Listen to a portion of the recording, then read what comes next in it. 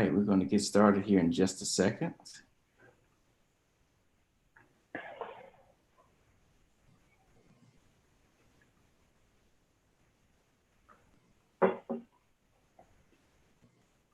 Right, good afternoon, everyone. Welcome to Fair Count's 17th stop on the iCount virtual bus tour. In March, Fair Count, we launched a statewide bus tour aimed at bringing awareness and mobilization to the 2020 census. Within just a few days after visiting about 6 counties across the state, we had to pull the bus off the road and suspend our tour due to the global pandemic. But that didn't mean that the work had to stop. In fact, it means the work that we were doing along with a lot of our partners on the ground, who you'll hear from this afternoon, that work became even more important and critical during this time. So we started this virtual bus tour back in June, and we've started to do our outreach virtually, digitally, to ensure that we're still reaching the communities that we need to and be creative and innovative in doing so. We were slated to make a stop with the actual bus in Clay County. So we did not want to leave the folks in Clay County by the roadside. So we are making sure that we are doing so to make that stop here today with you virtually with our virtual bus tour. In addition to this event with the distinguished panel of guests we have from Clay County on the call, we have been texting, we've been calling, we've been doing virtual events in Clay County to mobilize folks. And I'm proud to announce that we've made, over 2,000 calls into Clay County thus far. And we've sent more than 3,000 text messages into Clay County as well to mobilize folks.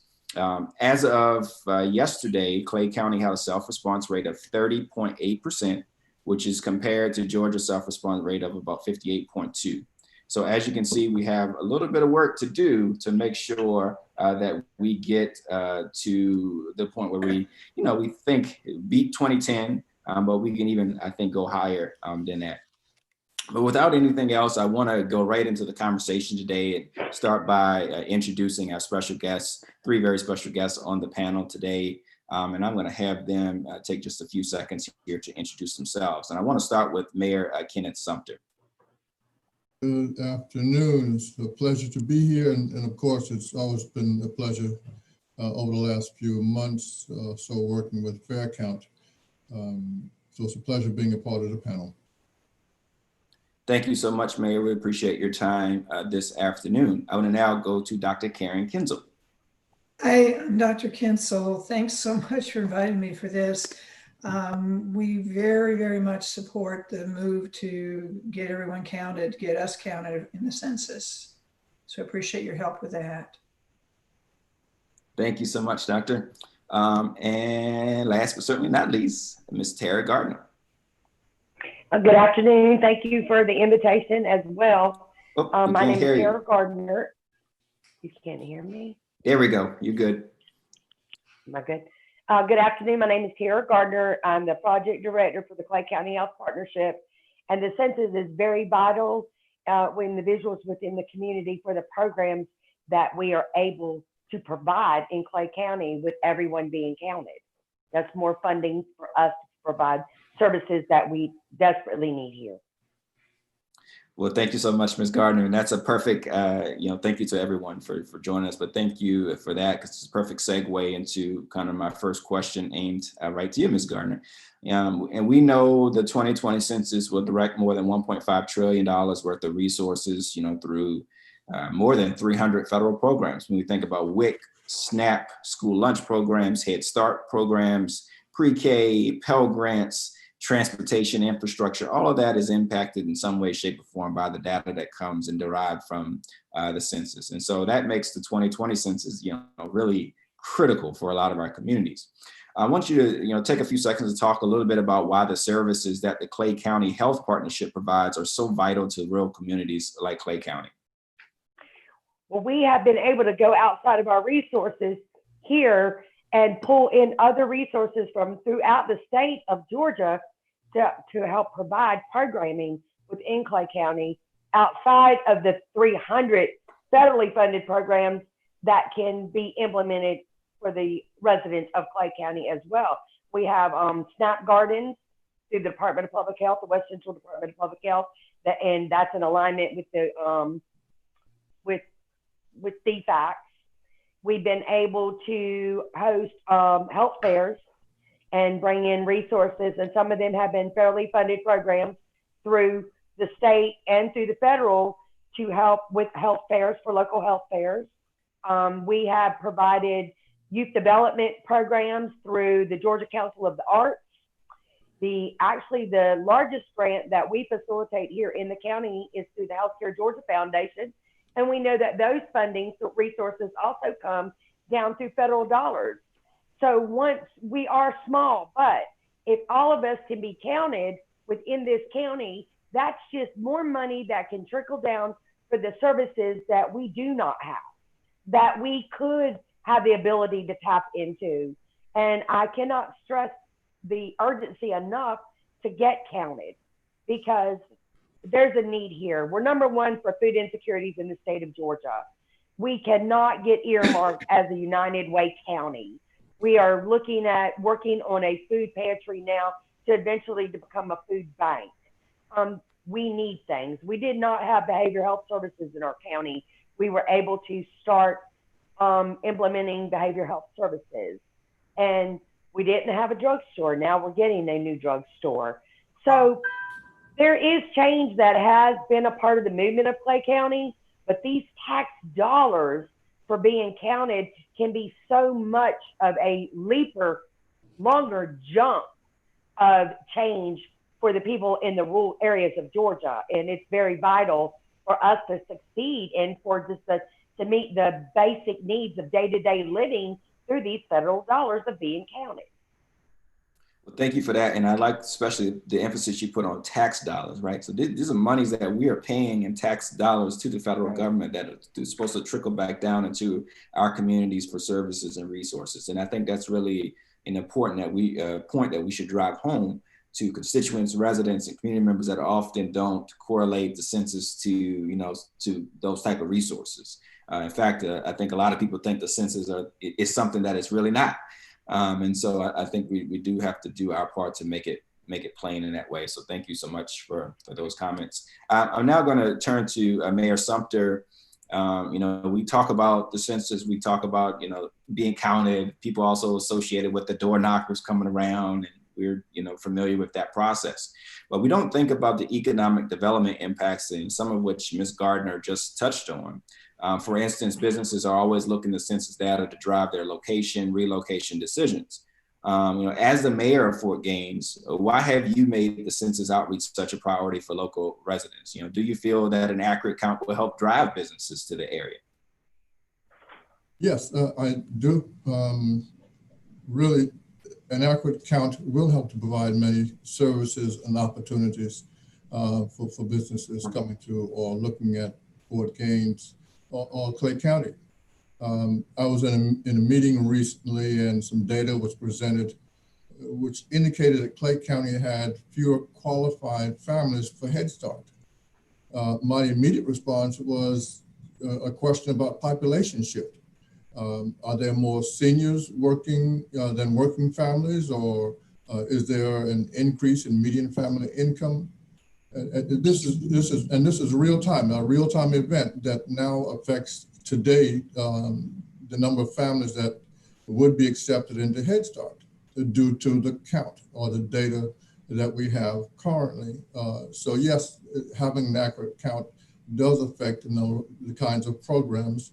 And on the business side, business development, having a count of the number of households with the children would indicate the number of families that could support a grocery store or the school system or clothing store or the fast food chain. So yes, having an accurate count of families and the types of residents does have a bearing on the types of businesses that can be supported here locally. So it is a good source for business decisions. Thank you so much. We've certainly heard the examples that you brought up about the grocery stores and grocery stores chain looking at that data to see where they can be, profitable or be able to provide those resources, oftentimes in food, what we would consider food deserts. And, I think sometimes people could consider food deserts and they resonate that term with urban areas. but it's also a very, common thing in a lot of our rural communities as well. So I want to make sure folks understand that distinction, that food deserts are not just an urban term. That's something that we have in our rural areas as well. I want to bring Dr. Kinzel into the conversation. Thank you so much. I know we pulled you away from your medical practice here for just a second, but we did want to make sure we involved you here in the conversation today. We had a talk with you last year. In fact, we did, as we were looking to do some programming in Clay County and set up some of the infrastructure through the internet installations. But if we had talked about what we thought the biggest challenge would have been for the 2020 census, maybe even in Clay, we would have talked about the inability for folks to have the access to the internet to respond online. We never in a million years would have thought that at almost the same exact time that the census launched, that a global pandemic would have really upended and devastated a lot of our communities. So we're seeing low self-response rates across the state of Georgia and across the nation for that point. But how has COVID-19 impacted the Clay County community? Well, we've been heavily impacted. In a way, we feel a little bit lucky because we're not as bad as some of the surrounding counties.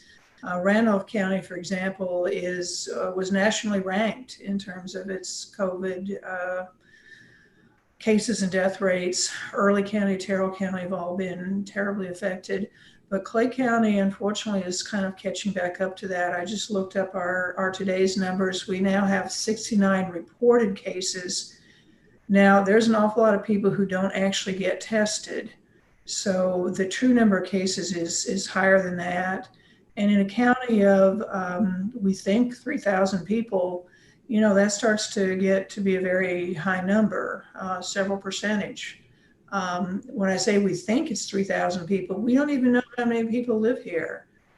We're afraid from the estimates that we're being given that they're not even going to count 3,000 people here this go around with the census. That's why it's so critical that we actually count everybody who's here.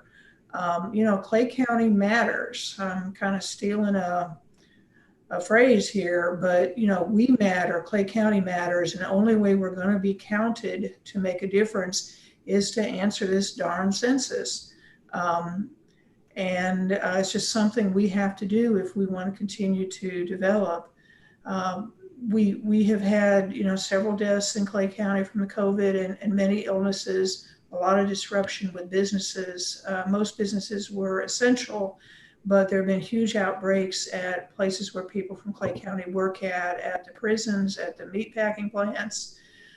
We don't even know what's going to happen with the schools. We're going to open virtually at first, but certainly many people have been impacted by this and will continue to be. So, what can you do? I mean, we know that if everyone just wore a darn mask for a couple months, this epidemic would fade down to a manageable level. And still we have people who either through, their beliefs or just carelessness won't wear masks. We still have people who walk into the office that don't have masks. We give them one right away. But that's something that's so simple that everyone can do. And I think older people have caught that message. It's the younger people that we have to keep reminding. You can buy masks in Clay County, very nice ones, and we hope everyone will start doing that. We can't protect the whole country. We can't fix the whole country, but we can fix Clay County. Part of that's by reducing the epidemic, and part of that by making sure we all get counted in the census. Well, thank you so much, Dr. Kinzel, for that, and we will continue to uplift, Clay County and keep you in the thoughts about the, expansion of COVID, and hope that it doesn't take off in a way that, devastates the community even more than it already has. But, you brought up a point about wearing the mask, and sort of you were leading right into my next follow-up question, which was, how can people in some of our rural areas, how can they stay safe and healthy during this time, in addition to wearing the mask? Well, and most of it is when possible, you stay home. I mean, really, there's nothing on the beach in Florida that's that important right now. That's our way of getting away. And really, to stay out of stores as much as possible. The people who are exposed in their work situations are just in a tough situation. But, you know, if you're exposed or you think your family's exposed, you either quarantine yourself right away. You don't wait to get an appointment for a test and wait 7 days to get the test results back before you start realizing, well, gosh, we should do something about this. I mean, if you think it's COVID in Southwest Georgia, it's probably COVID. And you need to act right then to quarantine yourself, which means stay away from other people to try to stop the spread, and wear the masks, which are fairly effective at stopping it. We've gotten so caught up with the idea of surfaces that, you know, cardboard boxes where you can catch COVID. No, the great majority of it is in the air from somebody you're standing around right then. And that's what you need to work on, is to stay away from other humans. I mean, you know, that's where you get it from, other people. Good point. Thank you for driving that home. I think that's certainly something that we continue to need a reminder on, about about eliminating that risk, particularly for some of our most vulnerable communities. So thank you so much, Dr. Kinzel. I want to go back now to Mayor Sumter.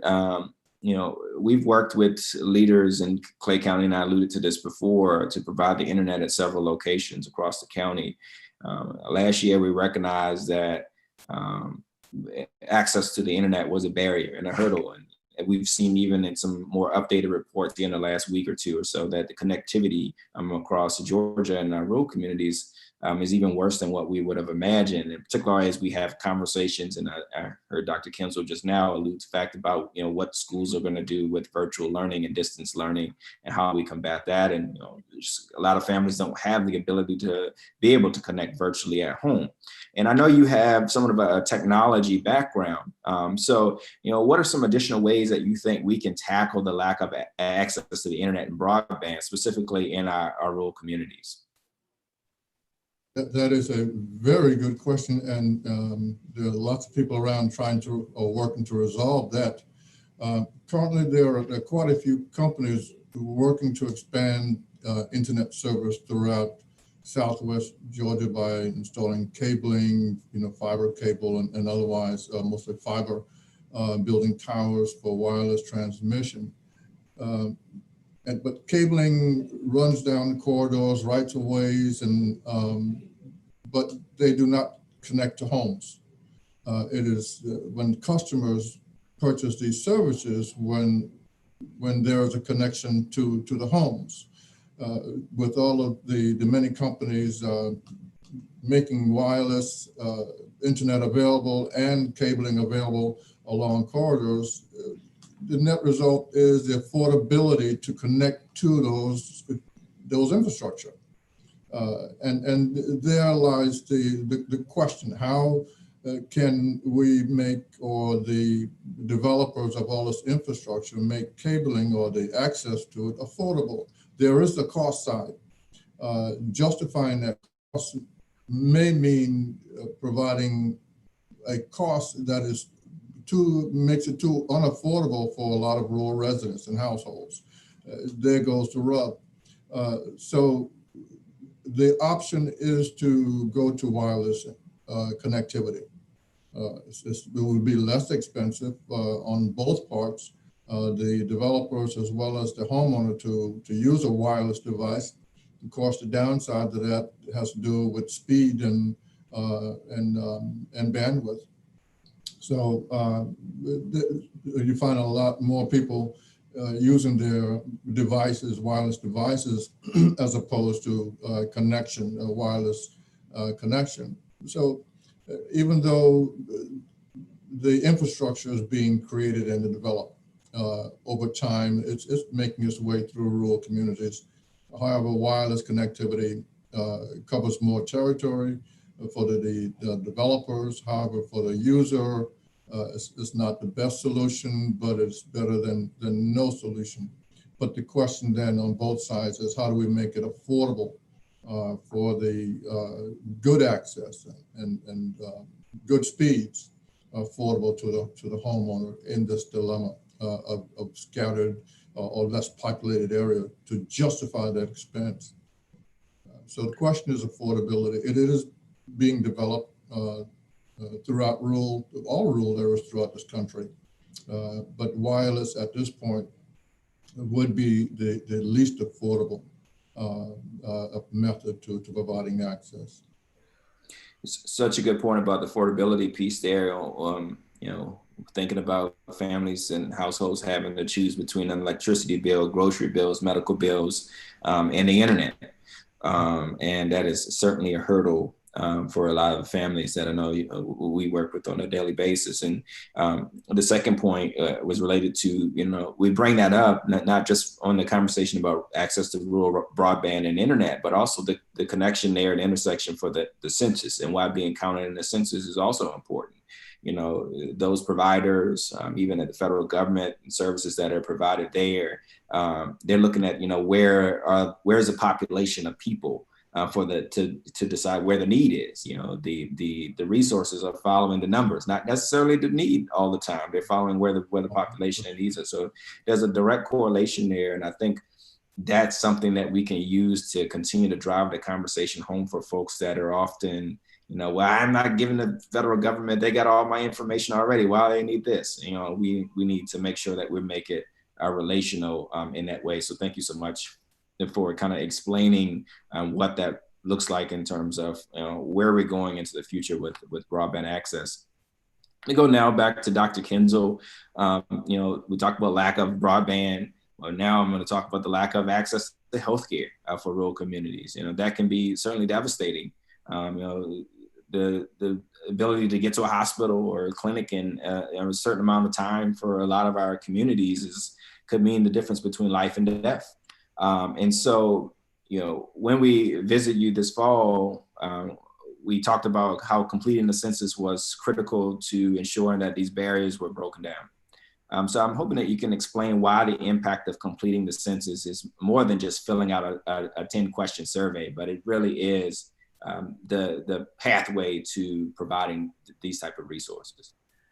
Well, I mean, fundamentally, the federal government has the most money, and they give it out for political reasons, but also very much based on the population in different areas and their demographics, how much money, what the needs are in different places. And if we don't show up in those numbers, you know, we don't get it. We know that Tara and other leaders here have been very successful at getting us more grants the past few years. Dr. Hamilton at the school, Mr. Hamilton at the school. And so, you know we need more due to our situation of being very rural, poor, behind in education and healthcare and retail and really about anything. And so we know we need more, but if we don't get counted, we're not going to get the more. We are making some progress. The drugstore is going to be opening in a month or so. Mental health has agreed to come into the community. We were able to get a number of donations really to rehab my clinic. The state gave a grant to rehab the old hospital. But all this depends on your numbers. And then again, I'm going to borrow another phrase, making good trouble. You know, you have to make your case. And our first case is that we are here. There are people living here that need this help. And if we don't make that case, no one's going to show up and make the case for us. One thing and this is, I guess, just to thank Fair Count for their original efforts at trying to get the census done by computer, by Wi-Fi, which we thought it was. But one of the settings that they made up was here at the office, and we actually had computers out in the lobby, and we're hoping people would come in and complete online. That Wi-Fi spot is still active. And this is the address. It's ClayMed. It'll pop up on your phone if you come into the parking lot. And the password is Fair Count. And so anyone's welcome to use that Wi-Fi really for any purpose. It'll be on at least until the end of the year. If you just drive up close to the building, you can have access to that. But there are much simpler ways to fill out this. I mean, everybody here almost has a phone, and that's That's a very good way to answer the census too, just to be sure that you're counted. I mean, again, you matter. No, absolutely. Well, perfect. I could not have done that better of making that intersection and connection there of healthcare and the completion of the census. So thank you so much. And we also have, the internet at the ARC there in Fort Gaines. And I know all of you have been instrumental in that. The mayor, in fact, I know we had even some volunteers down today with mass social distance to allow people the ability to come in that very large space to complete the census if they wish to do so as well. And we also have internet access at there to Amy Church in Fort Gaines as well. And so we want to make sure that we're doing what we can to continue that, because we know that even after the pandemic is over, this infrastructure will be important to kind of uplift and build up communities. Ms. Gardner, I want to bring you in to the conversation, a really important piece that oftentimes gets left untold and out of the conversation, but related to children, specifically children ages 0 to 5. Children in that age range are often one of the most undercounted persons that exists. And not only in the 2010 census, but in the 2000 census as well. And so there are a number of groups, including Fair Count, and I'm sure the partnership there on the ground as well, to ensure that, children are counted. And there are probably, a number of different theories as to why, children are left off, whether or not parents, trying to complete it in haste, or whether or not, they fear for certain retribution that they can't add children on the forms. And we know that that information is protected and cannot be shared. But being able to explain that to someone living in a situation is a very difficult thing to do in terms of messaging. So we certainly understand that. But I'm wondering, in your experience with working with families, what are some of the creative ways we can make the 2020 census more relational, personal, and really just make it plain for the people that we interact on a daily basis? I think keeping the messaging at the front where it includes, infographics with children at that forefront, and actually pushing that out through text messaging, not as much, social messaging is fine, but having call trees of people that you can educate of young families, the importance, and then getting them to call their friends. And then just starting that campaign of let's touch each other. Because as we know, groups of friends cluster together because of the age of their children, of interacting with their children. And so I think that one of the main campaigns that we need to hold is that if I can educate this young father or this mother that has a child under the age of 5, and then ask them to please call your friend, make one phone call, really make 5 phone calls. Everybody has 5 people that they could call. If we could mandate that as a campaign in Clay County, and I call my 5 friends, my 5 friends call their 5 friends. But back in the fall before the pandemic started, I was actually speaking at parent engagement, at the school and at Head Start, educating them on the census and the importance of the census and the programs that, just like Head Start, that comes from, tax dollars. But I do know that through this pandemic, if I could plead to Clay County as of right now, today, I would say, if you need me, call me. If you want the information, I'll give you the correct information. And then you take that information and you call your 5 friends. And then you get your 5 friends to pledge them calling 5 of their friends. And we have less than 3,000 people. The last count was 2,850, hypothetically. And there's enough people in Clay County that we could move forward with this campaign, and we could be doing it in 3 days. And so I know that this live feed will be available to us, and that's why I'm emphasizing that we need to pick up where we have left off on educating the parents of children under the age of 5. We need to increase that infographics with children on the census and text message it to our friends, put it on your social media. But text messaging has been a really vital useful tool here in Clay County. And then let's get on board with this campaign. And let's start calling our neighbors in our church families, in our friends, and let's start just doing the buddy system. Hey, have you filled out your census? If you have, can you call somebody else and ask them, hey, have you filled out your census and have you counted everyone within your household?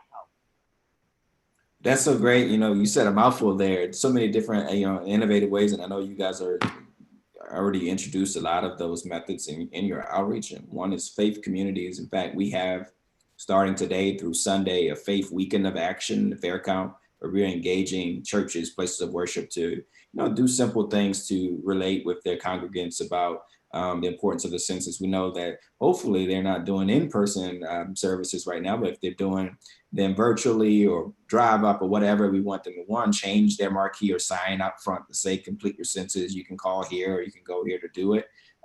Two, having the faith leader, pastor, clergy member incorporated into their message, their sermon on Sunday. We've worked with a number of churches to be able to do that. In fact, we have a pastor who is going to be broadcasting on our Facebook page this Sunday morning to deliver a sermon, and it'll be rooted in being counted.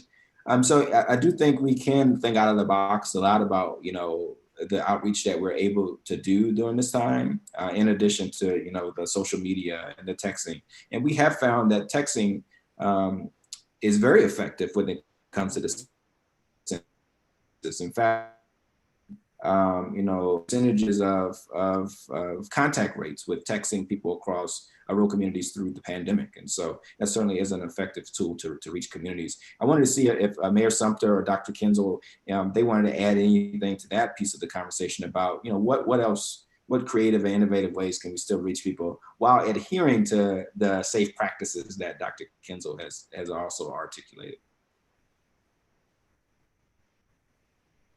Short of knocking on doors, I believe that's the next phase. But as part of the community, I like the approach of going through or working through the churches. And already we've communicated with many churches in the community to help promote that. And of course, however we're meeting, whether virtually or drive up, to continue to impress upon people that responding to the census is important. And being a small community, the churches could reach a large number of the population. And as Tara suggested, once if everyone then reach another person or another two to assure that the census data was submitted, then we would have better results than we have now. We just need to get proactive. One of the volunteers this morning over at the ARC took the initiative to call family members, and in a couple of calls, 3 calls. And in 3 calls, she had 3 people who had not, for some reason or another, just took it for granted, just did not respond. And they did, she encouraged them to fill out the information or to respond, and they did. So that was effective. So I encourage, again, reaching out to the congregations and have them to ensure that all members of that congregation did respond, and to reach out to at least one other person. It's so impactful there. You talk about the 3 people right there that completed the census, 3 households. In Georgia, it's estimated that for every person that's not counted in the 2020 census, we lose upwards of $3,600 worth of funding per person per year. So over the span of 10 years, that's $36,000 per person. Those 3 people you just said, that's $10,000, $10,800 right there in funding just for 1 year that you're able to do just by that call of 1 call. So that really shows the impact of kind of, what Tara mentioned about calling 10, 15 people in your contact list, and the impact that it certainly can add into a community, because certainly we know $10,000 is not anything to nose at. Particularly in a community of only about 3,000 residents. Dr. Kinzel, I didn't want to leave you out of that if you wanted to add anything. And I think because we are a community, and most people are either related by family or by church or by neighbors. I mean, there's such a web here that if that can be transmitted that way, what I have just observed is that people are don't do the census. I mean, what are the reasons? Either they don't know about it, and that communication campaign is a big part of spreading that, or they just don't care about it.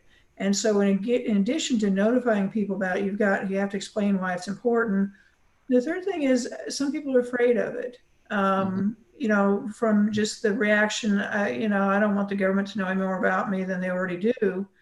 Um, People aren't fully trusting that by providing that information, they might not have something bad happen to them. But I think it's important to stress that this information is kept locked up under a key for 72 years, I believe. That's right. After it's collected, after all of us are going to be dead, you cannot be sent to jail for it. No one's going to take your kids away because of it. You're not going to get a tax bill from it. It is completely confidential. And, you know, people go like, oh, really? Well, yeah, really, it is. And if you don't trust, you know, and the thing is, if you don't go ahead and answer it yourself, a lady is going to come to your house and knock on your door at 8 o'clock at night, wanting you to fill out the paper right there. You don't want to go through that, okay? If you just go ahead, if you can go on the internet, if you're not on the internet, I'm sure your niece, your granddaughter is on the internet. It takes, I didn't mind. I was kind of disappointed how quick it was over. You know, it doesn't take 5 minutes. Of course, I didn't have 10 people's social security numbers to enter, but it's almost too short. I mean, I was hoping they would ask me a little bit more in there, but they really don't. I mean, it's your name, your birth date, who lives in the house, and the address, and that's about it for most people.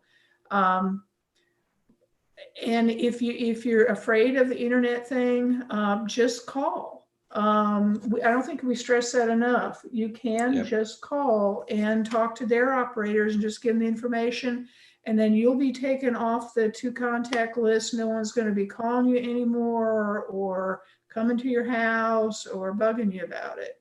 And so just do it. It's once every 10 years. And the impact of this, again, you know, how Ed put it, we're talking about $36,000 for every person who's counted. So if you have some uncles out there that, you know, don't pay much attention or whatever, for $36,000 to our community, for our Head Start, for our EMS, for our garbage, whatever, you go over and just get them to call right now and do it. It's worth it. Yeah, no, that's so true. And we were earlier today at 1 o'clock, we had a virtual bus tour stop in Quitman County, so next door, right over there. We talked a little bit about them, about what they were experiencing on the ground. One of the things is people have a sense of wanting to wait until somebody comes to their door, because that's what we associate with the census, is that somebody coming to get my information. And to Dr. Kinzel's point, you know, we're in the middle of a pandemic right now. We don't really want to be putting ourselves out there to outreach that is, you know, not necessary. So if there's another way that we can respond or encourage people to respond, and the phone being 1-844-330-2020, then that, you know, I think is certainly a best way to go, particularly for some of our elderly folks that, you know, are not able to use the technology, or, you know, don't want people coming to their door with that information. So I do think that is really important to note. Also, the door knocking campaign was supposed to have already started, but it was delayed by the Census Bureau. And in fact, it started now in some other states, but is not slated to start in Georgia until August 11th. So the week of August 11th, we'll start to see those enumerators from the Census Bureau going door to door. They'll have a badge that identifies them as a Census Bureau enumerator and worker. And so we want people to feel safe that they're able to do that. They'll have the necessary PPE in wearing that. But of course, that, you know, we want the residents of the households to make sure that they're also protecting themselves and throughout the process as well. So that is something that's forthcoming, and hopefully for some of our communities, that will drive those numbers up from the rates that we're seeing, because we're seeing less than, you know, 0.1% every week or so increase for some of our counties now in South Georgia. You know, so we're hopeful that those numbers will continue to grow. One of the things we do sort of to go into closing, and I don't see any questions from our folks here on YouTube. So that's, we'll had I guess a really dynamic conversation here today where we covered it. But I want to sort of close out the conversation. We do this fun activity sort of with all of our virtual bus tour stops. And that's kind of to go around to each one of our special guests here to find out, what is it about Clay County that's so special to you? And why are you doing the work that you do on a daily basis when maybe you could be doing many other things, but why is it that you do this in Clay County? So take about 60 seconds or less to just, detail that to us. And I want to start with Ms. Gardner. Clay County is a great place to live. Clay County, the people are passionate and we want change. And I feel like I'm the voice of the people.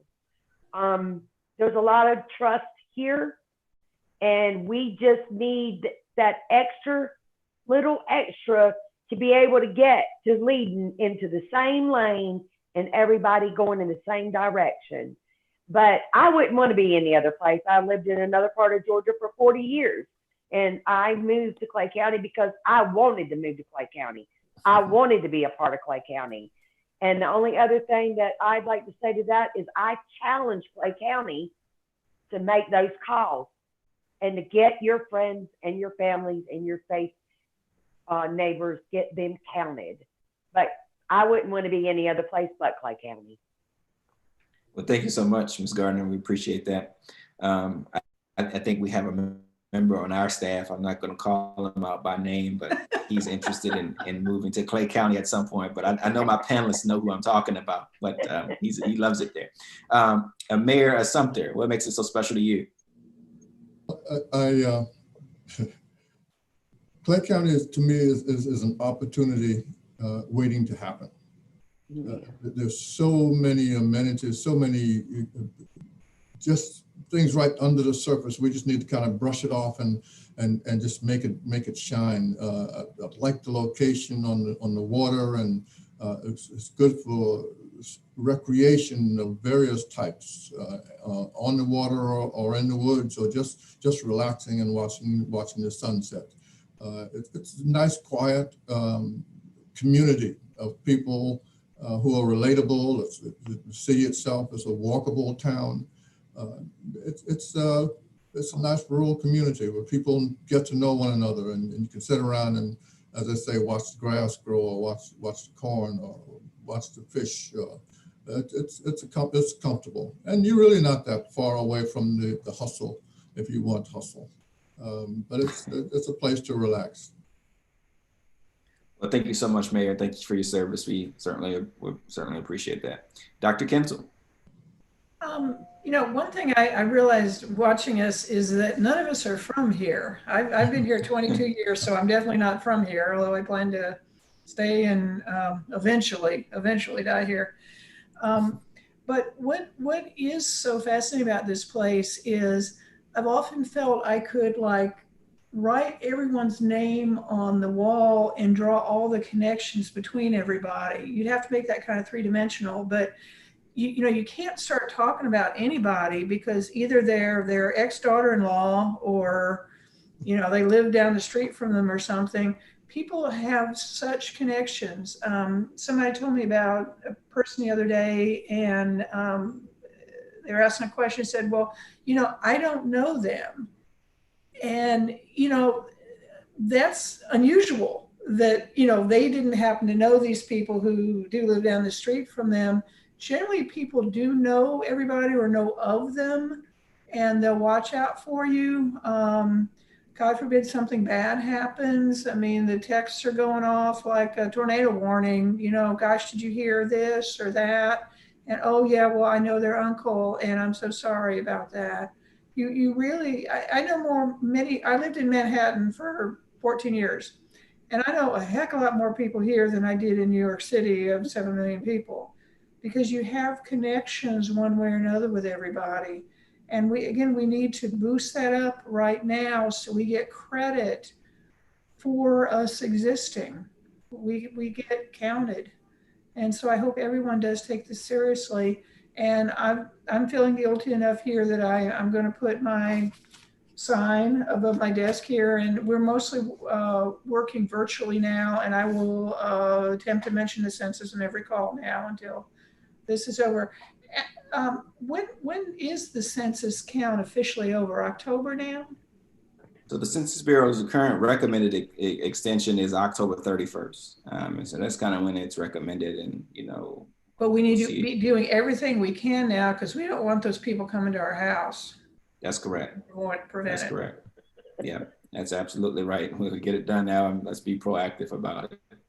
Well, you know, it looks like we've had some well-spent time here today. You know, certainly want to tremendously thank our guests here from Clay County, all the work that they continue to do. I know our team is, you know, we've been bugging you and want to make sure the outreach is getting there, but we're invested in Clay County and the work that you all are doing there. We want to make sure that we're supplementing that work as best as we can at Faircount as well. So on behalf of Faircount, thank you so much for all you're doing and for being a part of today's virtual bus tour stop. I want to do, and thank you to those at home that may be listening in or tuned in that will see this in the future as well.